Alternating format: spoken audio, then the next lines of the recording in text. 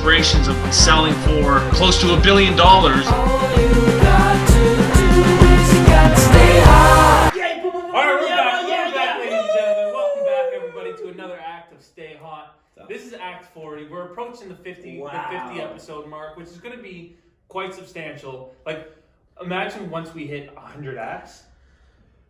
That's going to be... It's another year and a bit of us working. We're going to make it. Are we not going to make it? Well, let's take it week by week. This guy doesn't fucking work on weekends. We're not going to Well, make you know, it depends. Well, Troy, you were off last week. I wasn't off. Are you kidding me? Off? You were sick last week. Yeah, I was more on. So I didn't see you all last week. That's true. We had Act 39 go up. We had some good feedback on Act 39. We had tons of clips in there. Yeah. We're finding our groove, I think. I felt walking away from Act 30 to 39, I was like, damn, we're starting to get these clips down. We're starting to bring some more opinions, thought leadership, controversial takes. Definitely controversial. Where is something that I'm starting to experiment with within my own life and content, and Tristen Ross and whatever, T Ross, whatever, is I want to start asking the tough questions. Yeah. Like, I want to start asking, like, I posted one the other day of whether or not you are able to separate the art from the artist. And I brought this up. I said, look at someone like Chris Brown. Look at someone now like Will Smith, who on Sunday night went and slapped Chris Rock, which was bananas. What happened? What the fuck happened? Like, what the fuck guy happened? lost his clue, and I think... What? For the last couple of years. Do you want to do a quick take on this? Yeah, let's go into it. So what's your give me your 30-second synopsis of what happened, the plot of how it all transpired. For the last 2 years, Will Smith has been looked at as a cock. You said it, someone who's not respected. His wife is cheating on him. People are like, Will Smith this, Will Smith that, and I think he just kind of he was sick of it. And he said, you're going to disrespect my wife? Well, it's time for me to stand up. Now, quickly, I haven't read his book yet, but apparently in his book, he talks about how from a young kid, he's always felt like he's been labeled as a coward because his dad used to beat up on his mom and never did anything. And so now I think he's really battling with this fact that I need to stand up for the people that I love the most. And unfortunately, I'm not like that. Probably the worst place to ever do it. But if you watch his acceptance speech, he looks over at Denzel Washington and says, I was talking to Denzel before the show, and Denzel told me that the devil comes for you in your highest moments. And here he is, just won an Oscar. The devil came for him, and it was wild. I think it's so funny how I think he's totally lost secureness in himself. That's what I pulled from it. Bro, he's been a joke on the internet for the last 2 years because his wife has come out publicly talking about the other men that she's slept with. And he's totally so insecure right now. It's ridiculous. You can tell. I mean, listen, I think he was very much... It was supposed to be his night. It was supposed to be his night. It was supposed to be his night. Yes. And he made it about her. And he made it about something else than it should have been, or what it was. Bro, he's gonna break up with that fucking woman. You think? Oh, bad. Oh, shit. Oh, did that? It's not her fault. It's not his fault. But it's just a brutal relationship. Brutal. And listen, he is like so insecure, and he's fighting with all his will to hang on to it. Maybe for his kids, maybe for his family, but it's gone, buddy. There's no way that you are so in tune with the moment with Chris. You laugh at the joke. Then all of a sudden, cut camera, and all of a sudden, switch, I'm going off stage, and you go to hit someone. You got to be the most insecure, narcissistic motherfucker ever to snap like that. He lost his cool. He's just not secure with himself. He's not Will. He's not the Fresh Prince. He's not the Fresh Prince. He's not the I Am Legend. No. He's not the name other count, because he's one of my favorite actors, if not the most my favorite. So that was wild, but I'm also a huge Chris Rock fan. I love that guy. Love Chris Rock too. And apparently I like the way that Chris Rock handled it. But he was like stunned. He was like, so are we just not going to stop the show? It was nuts. But this all came from my question of whether or not you can support the artist. If you can support the art without supporting the artist. Because I look at Chris Brown, beats the living piss out of Rihanna. But I still love his music. Now, am I a bad person for listening to his music, even though I don't support what he did?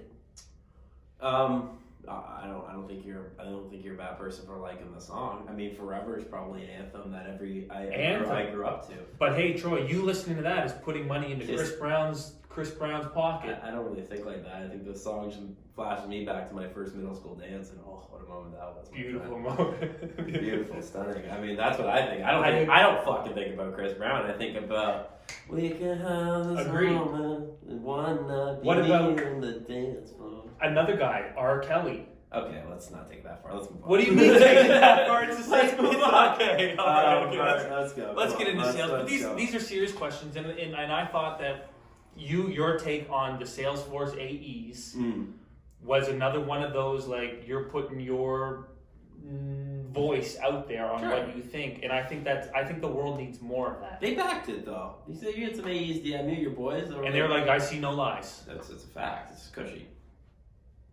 All right, Troy, you've been out last week. You were sick last week, and when I say out, you were down.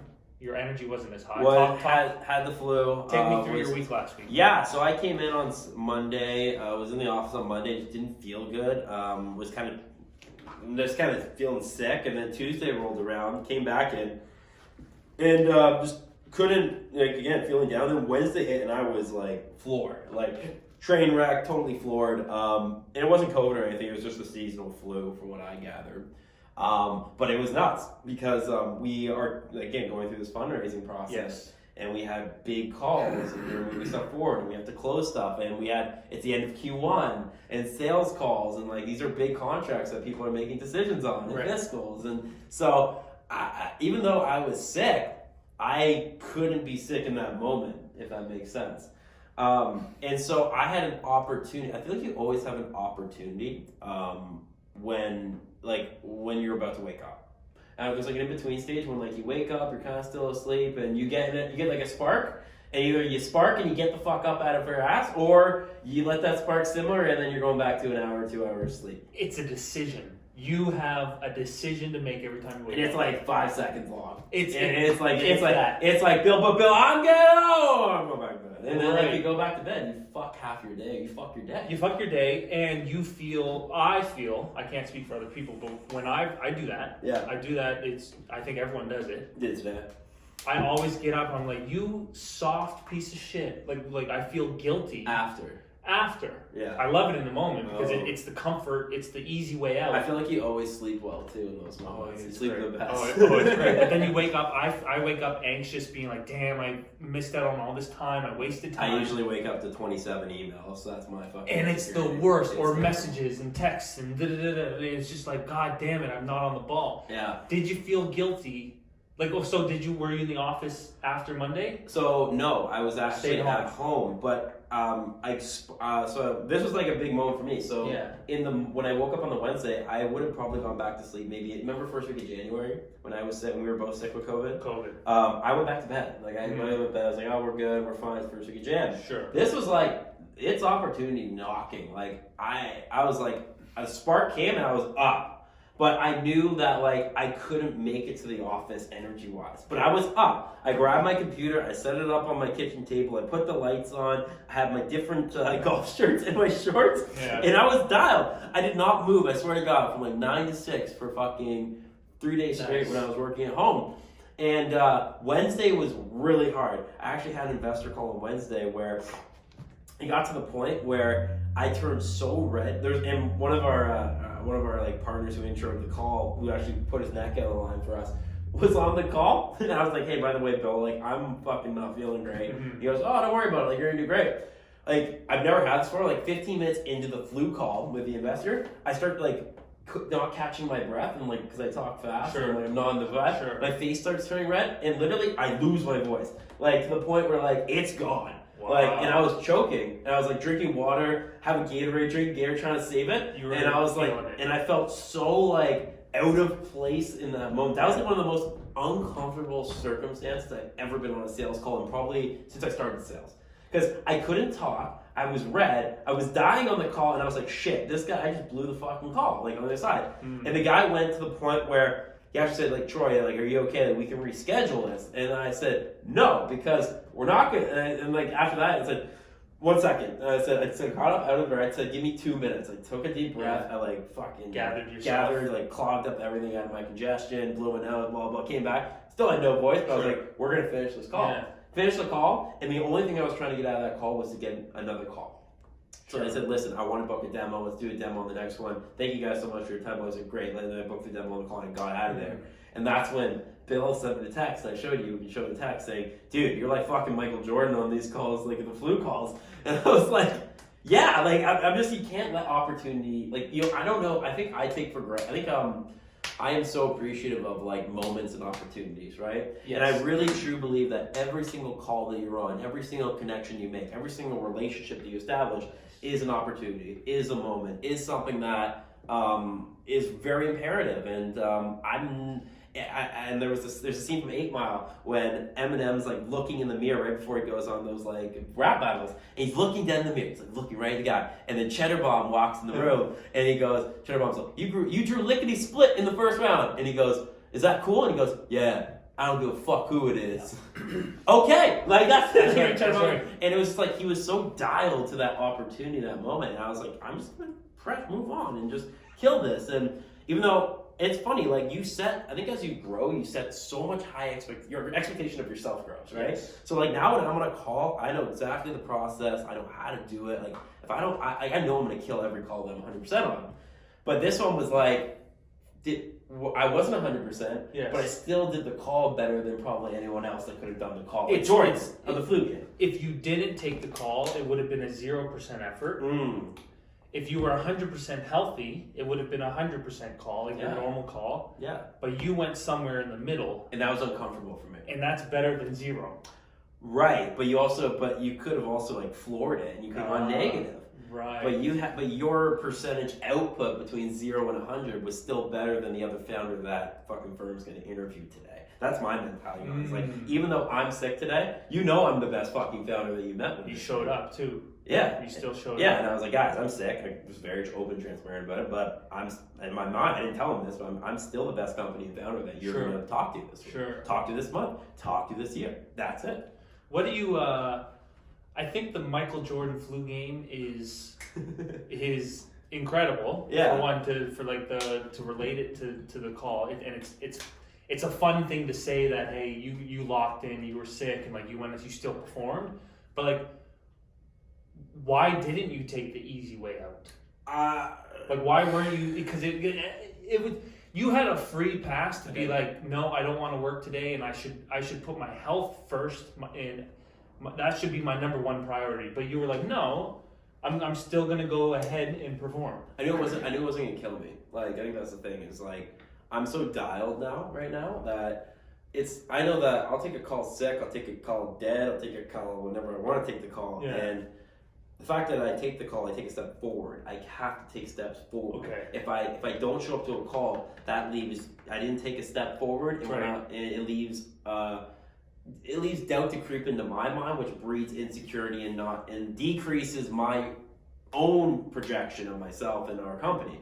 I had to take the calls because I have an expectation of myself that it is the time to move. It is time to move now. So this is like a big thing I'm feeling right now is Troy, Troy Greencube, you guys have had, it's funny because like there's so many other companies that have been like, take some fucking, we'll talk about the career fair in 2 seconds, but it's like there's so many other expectations of companies where like you take 2 to 3 years to beta test and you ideate and you create. We've only really been ideating and beta testing for like a year. But in my mind, I'm like, no, it's fucking now. Yeah. We are going now. And if I don't take this call, then I'm not living up to the vision and the pace of that trajectory that we're going now. So it sounds like you're holding yourself accountable to the dreams and visions that you have for this company. 100%. And by not taking that call, you're not staying accountable to yourself. Myself and everyone here.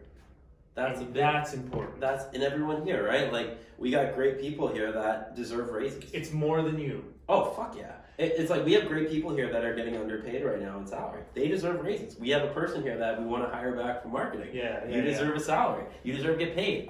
Those are expectations that I carry and I'm going to fulfill. And if I don't take that call, then I take a step back and I delay the inevitable if I'm not taking a step to move forward. And that's why the human psyche is so great, but also it's so easy to self-sabotage yourself too, because making that 5-second decision in every morning, Right.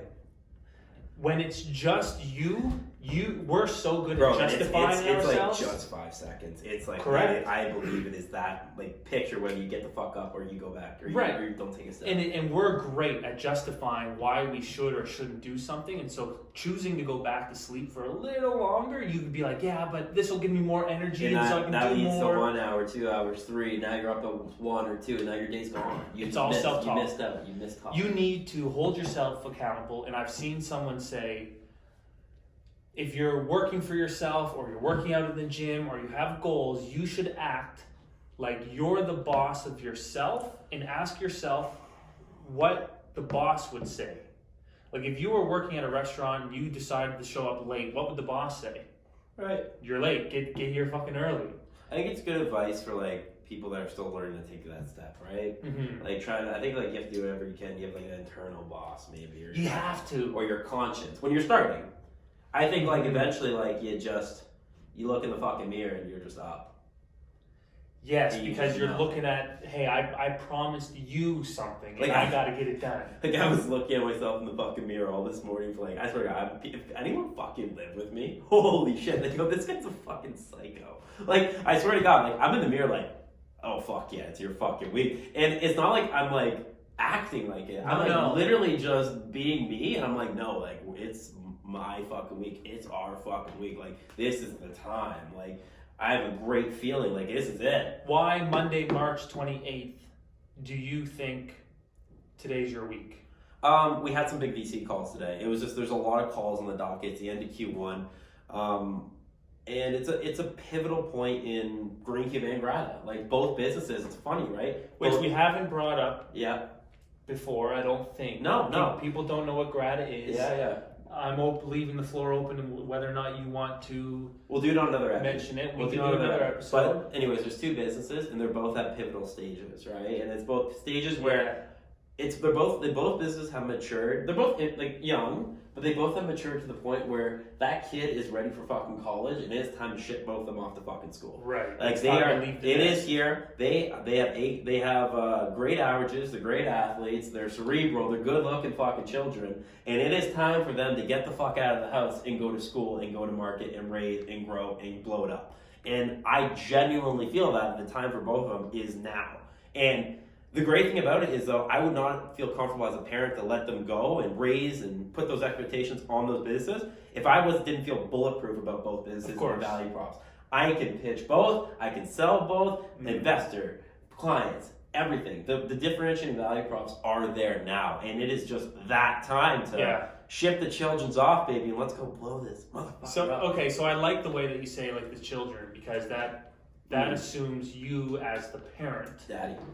Your daddy's home. What's up, Daddy? Call me Daddy. And so it's safe to say that Greencube's a child of yours and Grata's a child of Yeah, yours? both co-founded, right? Nice. I mean, like that's, if you co-found a business, it's your child, and holy shit, that was tough. Two tough fucking kids to raise, I'll tell you that. So that's some good information to say that you're just not part of Greencube. Like, you're kind of that starting to become a serial entrepreneur where you're doing different I think things. I always was, right? And I mean, the interesting thing was I started both businesses at the time that the concepts were zero.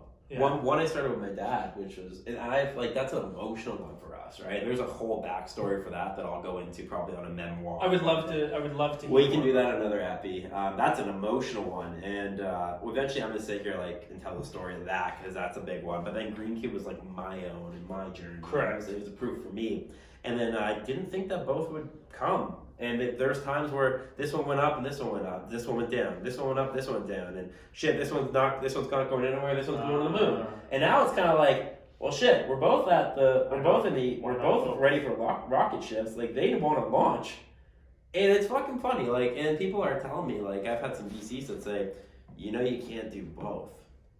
You can't be a part of both. You got to focus on one. And I would say I'm more invested in Greencube, like full time. But Like I can't, but I still get to sell the fucking move Grata for like none other, and I'm gonna raise the money for that too. And this is like, it's funny. I was on a VC call like a month ago, and a VC passed on. Actually pitched. They asked me about both businesses. They wanted me to pitch both in 30 minutes. Really?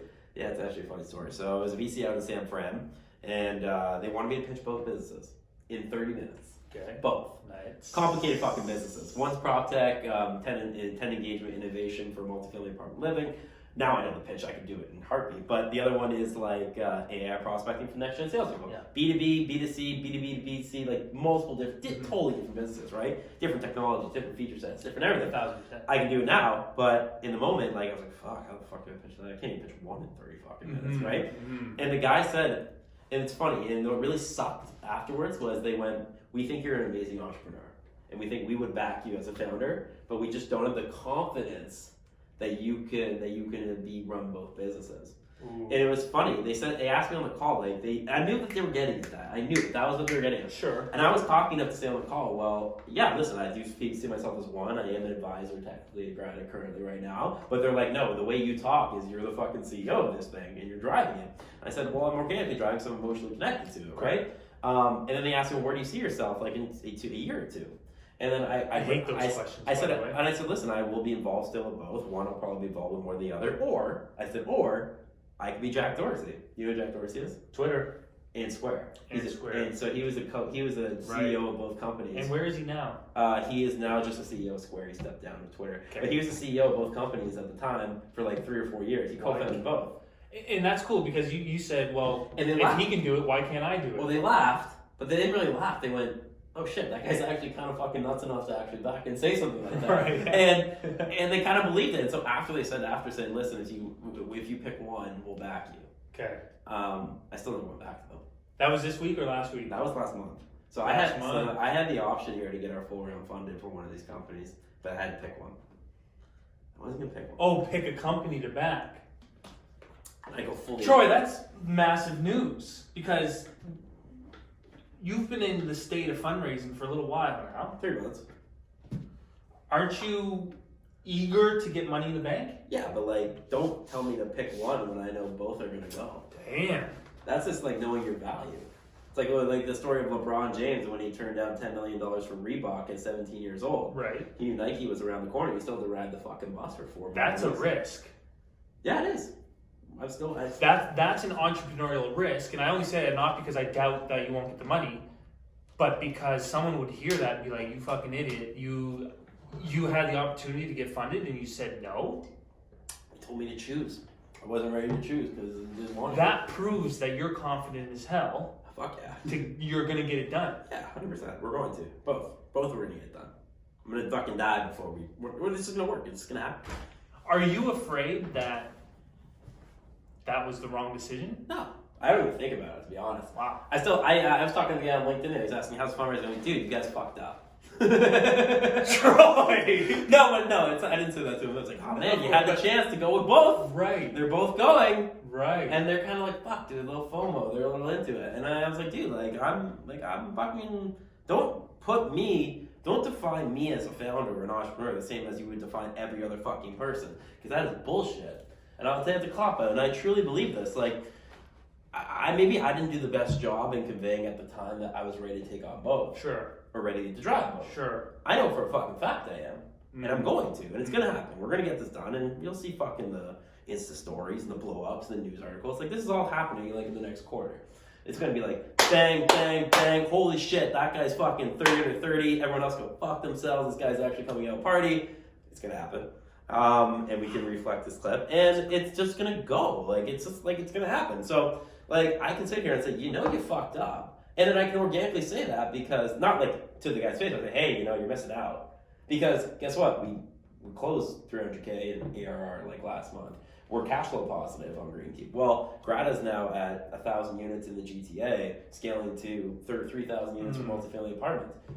Those are facts now. So it's on paper. It's if both businesses, if one was growing, the other one wasn't, then I wouldn't be doing my job. And but here we go. But here we both fucking go up and to the right on both. So like, you can't sit here and say that I'm not fulfilling the thesis of what I was meant to fulfill. Correct. And a lot of people are just hearing the surface level. They don't know the work that's gone into it. They don't know the contracts you've signed. They don't know the money that's coming in, the conversations you're having with VCs. Like, you're in a position to be able to say that, but still on the surface level, it's still a risk. Buddy, they don't know the tears, the blood, the sweat. Like, people really don't fucking know. Like, that is something that, like, I'm gonna get, like, emotional when we close these 2 rounds. Sure. I'm really fucking proud of me. Like, I think that's something that I'm, like, really proud of. I'm really proud of everyone here. I'm proud of everyone with Grata. Like, but, like, I think, like, I'm really proud of my dad. I'm really proud of me. And, like, this is gonna be a culmination effect when it actually happens. Because I think, like, me breaking through this is, like, it's like, okay, Showtime Crems now. Like, I think people see it coming. I think people hear it, and I think people believe it, and it's there. And they're seeing you talk on social media. And people are like, holy shit, this guy is like, it's like a prospect that, like, holy shit, like, he's fucking coming. He's coming. When this closes and when these both close, it's gonna be like, oh, he's fucking arrived. Like, and it's domination time at that point. Because remember, I think, I can't tell you what act it was in, but I think I remember having a conversation with you where you told me that, hey, all my friends, they think I'm nuts because I'm talking all this big game and I have ambitions to be worth $1 billion one day and da-da-da-da-da. And they're like, haha, yeah, good one, Troy. But you know that you're putting in the time and the effort to make that a reality. Are you excited for the moment that you can tell everyone that you made it? I still don't think I will, because in my head, I still don't think that I made it. That's the funny thing. It's like, it's always going to be a step. I'm going to definitely take a lot of time to acknowledge, like, that checkpoint. It's like when we go back, like, Act 10, I think it was, where you bust your ass, get to a checkpoint. These will be 2 really big checkpoints. Like, really big ones. And I'll be really thankful for that, because we will have grown 2 businesses that are disrupting 2 different industries, 2 very hard industries to disrupt in Canada, where there is no fucking VC market and there's no fucking capital available for businesses, and out of thin air. Like, that is remarkable. Like, that's fucking so fucking cool. That's way better than starting any fucking t-shirt brand or anything like that and calling yourself an entrepreneur. There's levels. And listen, I have a lot of respect for those guys too. But there's levels to this shit. That's the fact. Like, it just really is. Like, this is technology. Like, this is AI. This is we're creating a whole operating system for multifamily apartment living. Like, this is next level shit. This is not like go print off a shirt and create a brand. No. This is like, when we talk about the definition of an entrepreneur and how relative that is. This is like, I fucking bet my 5 years of my life coming out of school on this. What is your definition of an entrepreneur? Long. Like, I've asked you this before, Yeah. and you told me that Johnny selling T-shirts out of his back car Is an entrepreneur. But a solopreneur. No. Solopreneur is just a definition for someone who owns their own business and it's just them. Yeah, like a one-man or woman show. Listen, you can sell T-shirts and be an entrepreneur. That's my definition. But I think you said once you have someone hired for you, Well, then it becomes a startup. then it comes startup. Then it becomes something like. What if they're just supporting your solopreneurship T-shirt business and they're the ones going out early in the morning to sell it? That's a startup. That's a sales. Because in my mind, a purebred entrepreneur is someone that kind of, not passive income, but has income that's being generated not only by them. Right.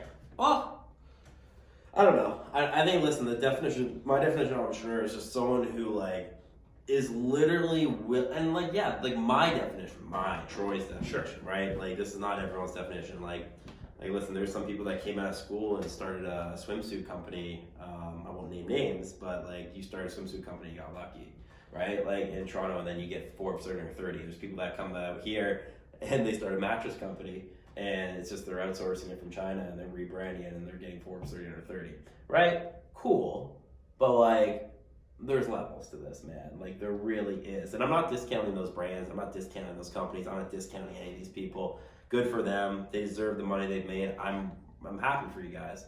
But my definition of it is, like, and it's why it's relative, I need to be able to disrupt an industry and make a change. Like, and it has to be a change that, like, it's not just a change, like, it's a fucking fundamental shift. It's a paradigm shift. And you know what? Like, I've realized how hard it is to shift the fucking paradigm. And it's like trying to change the world. And you are changing an aspect of the world, but and people's perceptions. And the people's perceptions, but that takes a lot of blood, sweat, tears, late nights, early mornings, running at 3 a.m., fucking touching superstitious shit, like being literally fucking so devoted and like borderline psychotic to chase the inevitable that, you know what, it's the inevitable in your own mind that you'll get there, but to the public perception, you might actually never get there. And it's almost as if like people can say that's the borderline insanity, that it might never happen, Troy. It might never happen, but in your mind, you're like, no, fuck that shit. Like, it's gonna happen. And then organically, you pick yourselves up at checkpoints, and you go, well, everyone that said it didn't make it happen, fuck you. And then literally, it is happening because we are growing. Yeah. And I think that's a big thing, right? Like, if you are just chasing and running in circles and not growing, then you are psychotic and you are insane. But if the business is growing and it's moving and it's upwards and to the right, then you're just doing everything that you set out to do. What is your opinion on how significant do you think it is for yourself and society's perception? Forbes 30 under 30. Like, I want it. Like, I want that title. Just because, like, I really genuinely believe that I deserve it. Like, I look at, and this is like not being cocky, like, it's coming. Like, I'm gonna probably get it this year. Like, I will get it this year. Like, I'm caught market. I'm gonna get it this year. 2022. We closed both these rounds. I'm getting it this year. Like, there's no way they can hold me off that fucking list. Like, but what's the mean? What's the significance, and why do you want it so bad? I want it because there's people on that list that I think I know I'm better than, and like I've created, they're better businesses. Like they're just, and there's more. Like they're more, not better. They're better from like an equity standpoint. They're better from a value standpoint. They're better from a disruption standpoint. They're in like it's there. And like I just look around at people that have that title, that some are younger, some are older than me, and I go, well, I'm gonna be there at the end of this year because publicly we're gonna close both rounds. Enterprise value is gonna be at double digits for the one, double digits for the other. They're gonna be substantial. They're gonna be in that range, and I can say, here, you co-founded 2 fucking businesses in 2 different industries that disrupted. Forbes, fuck off, give me the goddamn title. Don't say fuck off, just give me the title. Don't worry, we'll bleep that out. But I guess that makes sense. To me, it sounds like it's like... And it's funny, it's actually a popularity contest. Like, I didn't realize the process. I was going to apply last year. You have to apply for it. So people can recommend you. I didn't realize this. So like, for Forbes 40, it's not like they go and they do the research about like who it is. Like, it's a popularity contest. It's like, I can submit Tristen as the digital marketing Forbes 30 under 30. He deserves it. If they somehow lead to you and also they pick it up and they do some fact checking and they go, Tristen, you've been named a Forbes 30. And the fucking thing, there's like thousands of them. Like there's thousands of founders now that are Forbes 30 under 30 in different fucking sectors. It used to be just a list. Oh, it should be one list. It used to be, this is funny, so it used to be one list. 40 under 40, Forbes under 40 is one fucking list. Okay. It's 40 under fucking 40. This is like, there's B2C. 30? 30 under 30 is like, there's tech, there's AI, there's prop tech, there's B2C, there's all these different verticals, and there's tens of entrepreneurs and companies in those verticals. So I look at that and I go, this is kind of a fucking joke, but like I still deserve to have this fucking recognition because it is a brand thing, right? Like it is. And like people on social fucking love this shit. Like, and they believe this shit. But when they start doing different sectors, that to me feels participation trophy. It is. It definitely is. But like, it's also Forbes. Like, good for Forbes. They're a brand, and I'll be there at the end of this year. Mark it, check it, go. And, but like, it's good to just have that. Like, I like having like titles. It's recognition, and it's almost like sports player of the year or. So this goes into our next kind of topic, right? It goes into the Western job fair. Okay. So this is why why I just have a genuine no. Like, this is why I genuinely believe that we're fucking coming, and we're better than the market, and because you have YC next to your fucking name, sure. Y Combinator back, doesn't mean shit. Or why you have Forbes doesn't mean shit. No, it doesn't. But it's acknowledgement. It is, but people treat it as if you have that label that you fucking made it. So I'm at a Western job fair. Okay. I'm at the job fair, and listen, there's 4 or 5 Y Combinator back companies. that are behind me in the pitch. I get to lead off. So I get to go off, I get to lead off. What are you pitching in? What's the I context of this get job so fair? it's a job fair for Western, U of T, all these different, for students to come for internships, right? And kids, Gen Zers. Great. Our fucking people. Love it. Our fucking people. Let's go. Right? So I'm thinking about this, and the guy pitches, says to me the day before, you got 10 minutes, Troy. Just meeting with all the founders, like, we think you're the best founder the guy says to me, we think you're the best founder by far. You're definitely the most charismatic, and you're probably the most fun. And I go, cool, and true, and fucking definitely true. So I go, like, okay, how am I going to stand out to a bunch of Gen Zers that are waking up on a Sunday afternoon to go to a fucking job? Is it online? Yeah, it's all virtual, right? Okay. So I'm like, okay, first of all, if it was me in college, I would have never shown up to the fucking job fair on a Sunday because I would have been fucking lit on the Saturday night after a fucking home game and whatever. Anyways. So I go and I go, okay, the only way I'm going to capture I got to capture these guys' attentions in the first 0.5 seconds because they're Gen Zers. Got it. How am I going to do that? One, Hawaiian shirt. So I have this Hawaiian, and I get this idea in the morning. I go, fuck, I'm gonna like pop the shirt up. Pop the shirt up. Yeah, and so it's hilarious. Like, I have this thing, and I go, I'm like leaving in the office. I'm leaving in the morning, and I see it. I go to my closet, and I go, fuck, the Hawaiian shirt. I've never worn this since like my frat days. You know what you looked like in that photo? Go, Charlie Sheen. Yeah, that too. Michael Scott, bro. That's something. I swear, there's a picture of Michael Scott in the episode wearing the same shirt. Yeah. I swear to God. So I was like leaving the house, and I was like, okay, I'm gonna do something. Like, this is like, I was like, okay, I'm going for 160 fucking students. Like, a year ago, this would have been the death of me. Like, I wouldn't have the confidence to fucking wear a Hawaiian shirt up in front of 160 Gen Zers. Like, the guys, what the fuck? Mm-hmm. Anyway, so I'm like, no, it's a fucking sick idea. I'm gonna grab it. Good. Okay. I grabbed the Hawaiian shirt. And anyways, I jump on the call and I open up the call and I go, how am I gonna pitch a business, a Greencube, and get them to understand it in 10 minutes? And I said, I'm not. There's no fucking way you're gonna understand a business. But I'm gonna pitch you my story because you can fucking relate to me. So, which is the whole reason of why Stay Hot exists. Yeah. We're not sharing we are, but it's not like we're talking about Greencube and this is the problem you're solving and why we're not selling Greencube. No. But we're telling the story that you make people interested, and then So I've gotten pretty good at this whole storytelling thing through you. Thank you very much, Tristan. Let's go. So I show up in the Hawaiian shirt, I jump on, and the people start laughing, and I go, listen, you're probably wondering why the fuck, I didn't say why the fuck, you're probably wondering why the hell, yeah, I know, I might have, to be honest. They're probably saying, you're probably wondering why the hell this guy's wearing a Hawaiian shirt. And my name is Troy Crema, I'm the CEO of Greencube, and there's two reasons why I'm wearing the Hawaiian shirt. One, you Gen Zers have the attention span of 0.5 seconds, I have your attention. Two, no one forgets the guy who wears a Hawaiian shirt at a party. So, here we are. I love that. And then what I did actually was, again, class act, acknowledge every single company that was there. Okay. Not my own. Nice. Thank you, Chexy. Thank you, Streamforge. Bang, bang, bang, bang. Why are you thanking them? What did they do for showing up? Because I think as a young person, you need to provide young people with opportunities. And so I want to thank those companies for showing up. I opened the show with that. So now everyone's dialed in. Now all the other companies are dialed in, right? Then I go into, okay, I want to break this up into 3 categories. I have 8 minutes and 27 seconds left on my timer. Here's what we're going to do. Quick overview of Greencube, internships, and then I'm going to use the last 5 minutes to tell you my story. Quick, bang, bang, bang.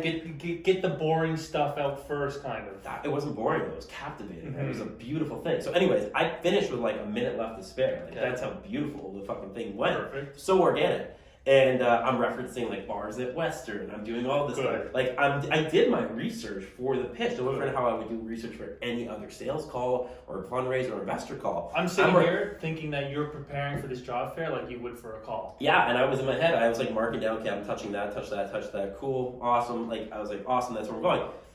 End of the call, I go, listen. What do I want out of you guys for the summer? What do I want out of you for the summer? I don't expect you to know fuck all about our business today because guess what? I don't know anything about sales a year and a half ago. Right. But what I do expect you is to wake up every single day for you.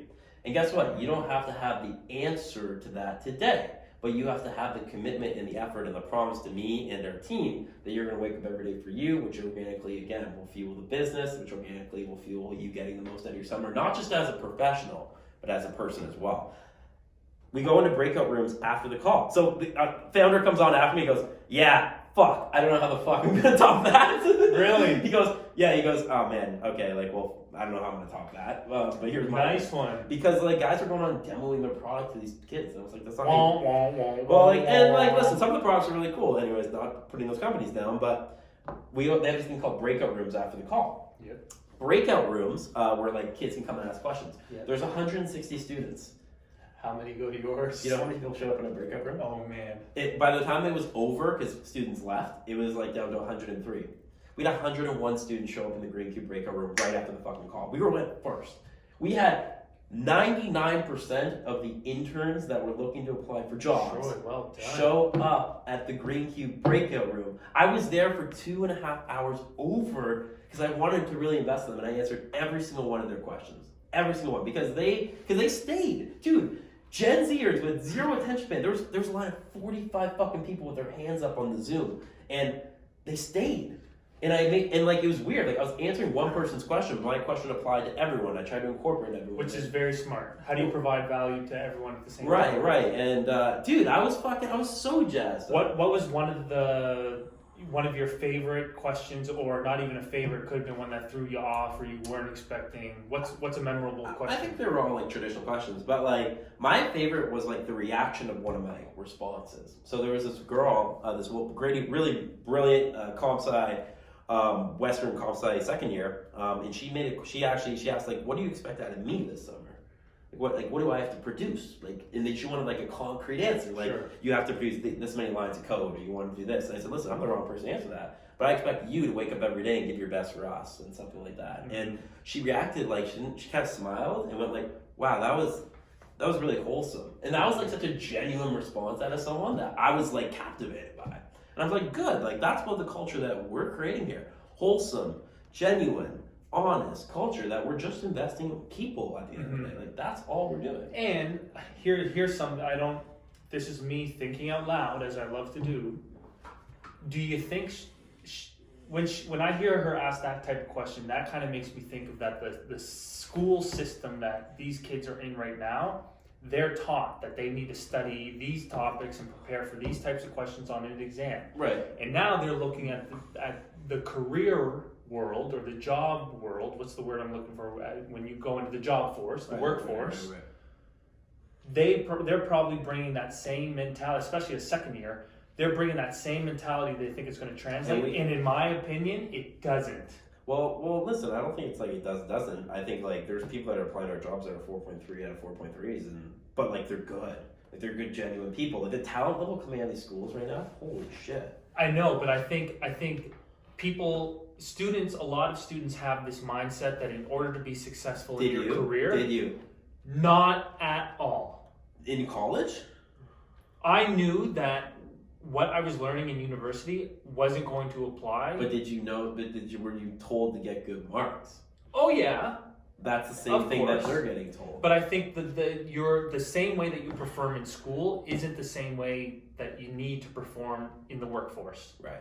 Well, no, they're totally different things. Totally different. But I think but students are conditioned to think that's how it's going to be. And a lot of jobs are. If you get a corporate sales job, sure. I've talked to friends and I'm like, so does that feel like school to you still? And they're like, well, yeah, because you're kind of like, you have to learn, you have to study, and you have to do this. And then you're competing for promotions, which is like going to a new grade. Sure. And you have a boss that's checking your performance. You have performance reviews. And that to me makes me sick. Okay.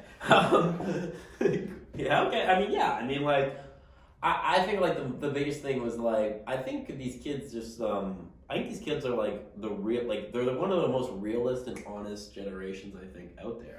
Gen Zers. Like young, like the 18, 19, 20-year-olds. Like, I think they're really, like, just a very genuine, true, like, breed. And I really connect with them well. Do you think that's because they're more social than I think so. other generations? I think so, but like it was crazy. Like I think they're mature. I think because they have so much they've had so much access to information. They've grown up like faster, I think, than any other generation. I know. Like they are. I look at some of these kids and I go, "You guys are 10 times more mature. You're 10 times more knowledgeable than what I was." Like, wow. Nice. Like their access to information, their access to having it at the touch of their fingers, you could tell like how talented these kids are now. They're fast, they're quick, they're witty, they're amazing. And I was honored to present to them. Nice. And be there like that, but it wasn't me coming down to a level. We were just having a great conversation, which you're great at, and Which you're is what I very do, and you're yeah. relatable. Yeah, I mean, and I'm honest, right? Like, I And mean, you're young too. Like you can relate. Like you are. Like yeah, like you're still you're not that far away from this next generation of people, and I think that's so cool that you're in a position as a CEO founder of one of Toronto's hottest tech startups, worldwide hottest, hottest tech startups. coming for you, Forbes. You're in a super cool position. There's not many people your age that are doing what you're doing. No, I've said that from day one. well, no one is, and I hope I want to meet the persons that are, because those are like the next generation. Those are the visionaries. Like, I'm happy. Like, I just want to listen. This is our week. Like, we're moving the businesses forward. Like, it's just gonna. I couldn't sleep last night because I was like, this. I know we've had like conversations like this is the week or this is it, but like, this is different. Like, I think if you weren't saying that every week, then you wouldn't be growing, yeah, or you wouldn't be locked in. yeah. I think like some man. Like, it's been a crazy journey, and the hilarious thing is like it's like March, dude. I was looking back at this, like, yeah, it's a lot easier to bleed than to sweat. That video, I still fucking love that video. I was gonna post it earlier Big time today. video. It's a lot easier to bleed than to sweat, Mm-hmm. and that's still true to today. But the bleeding, I probably bleed more now, but it doesn't feel like I'm bleeding anymore. Like right now, it's like Are you numb to it? Yes, or like maybe sometimes I need to like have a drastic way or something amputates my arm. I don't know, but like I don't know, but like I think I'm just used to the feeling of being uncomfortable. Yeah. And there's some times where like I go, holy shit, I'm way so uncomfortable. Yeah. But like I think the ability to have that mindset of that's just a growing pain versus a pain in general is Nice. just where is massive. Let's go through some statistics as we wrap up here. Quick ones, quick fire. Quick fire statistics, and I want your honest opinion because I came up with these are statistics about cold calling, Okay. and through working with you, I've learned that cold calling seems to be you can't just spam cold call and have the same script for every single person because we talked about our personalization. Yep. So when I think cold calling, I can just hear spam. Anyway, these are statistics you should know about cold calling. So Yep. Go. first one, 69% of buyers accepted a call from new salespeople in the last 12 months. That makes sense because people are coming back to the office. That's a 20 relative though, 69% of buyers, right? Yeah, That's right. Yeah, that makes sense. 27% of sellers say making phone calls to new contacts is extremely effective. I think so. I mean, 1 of every 4 of your salespeople are good, usual cold callers. Usually you have a good cold caller on your team. Now that says phone calls, not Zoom calls. Yeah, cool. That's a phone call, man. That's grabbing a number off a database and that's calling the person direct. Francois is one of the best cold callers that I've ever seen. Guy loves to cold call. And he's good at it. Like, I mean, but he was also in Forex, was an industry that required it, or you're not getting in touch with people. Interesting. I didn't know that about good old Franny. Good old Franny. 82% of buyers are willing to meet the salespeople who reach out to them. That's interesting. I like that. That's a high number. 82% of buyers are willing to meet. Again, it's probably relative, right? Like 82% of the people that respond are willing to meet the salesperson. And I also think that if I received a sales call, it's strictly business. I'm not here to be your friend.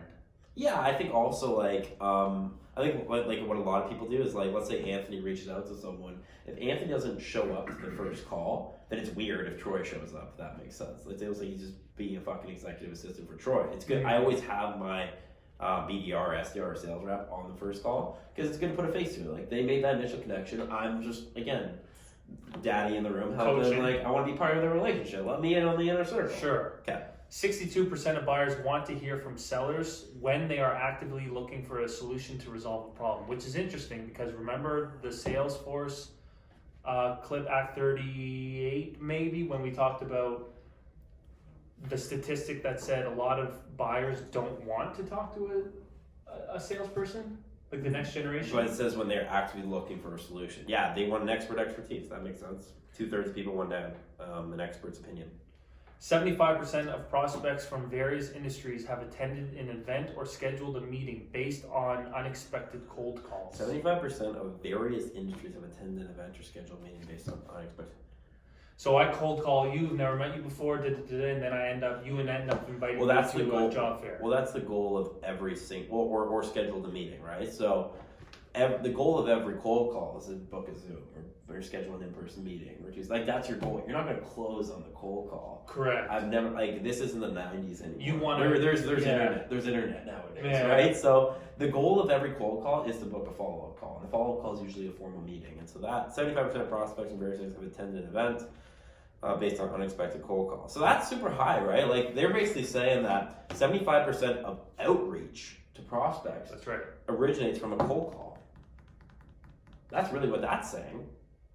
No, Yes. not originating.